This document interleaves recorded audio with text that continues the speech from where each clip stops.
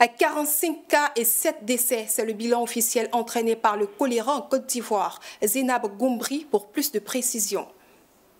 Le 25 mai 2025, une épidémie de choléra a été confirmée à Vridi, à Conakry. Les premiers décès communautaires et l'identification du vibrio cholérique par l'Institut Pasteur de Côte d'Ivoire ont permis d'alerter les autorités sanitaires. Le district sanitaire de Port-Vridi a notifié 5 décès dans la nuit donc, du 24 au 27 qui sont survenus dans le village de Vridi à Conakry. Mais il s'agit des cas qui sont survenus dans la communauté, donc qui ne sont pas arrivés à l'hôpital.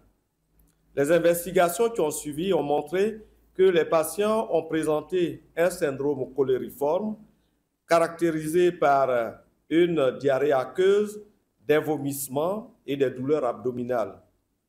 Donc, à l'issue des analyses d'échantillons faites sur les prélèvements de sel par l'Institut Pasteur de Côte d'Ivoire, le vibrio cholérique a été mis en évidence et confirmant ainsi l'épidémie de choléra. Face à la situation, le gouvernement a rapidement activé le Centre des opérations d'urgence de santé publique, déployé des équipes d'intervention et mis en place des mesures de prévention.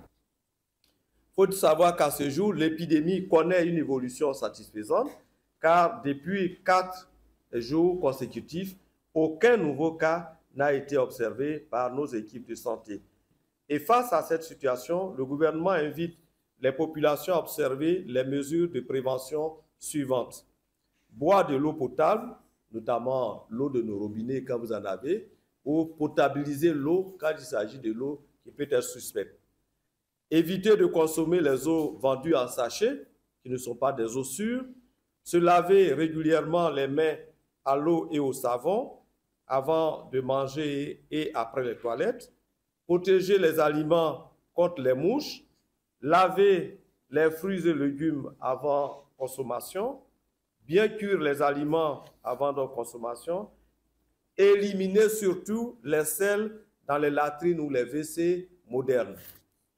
Et se rendre immédiatement au centre de santé le plus proche en cas de diarrhée aiguë et vomissement. Grâce à ces actions, l'épidémie est en régression avec 0 nouveau cas depuis 4 jours.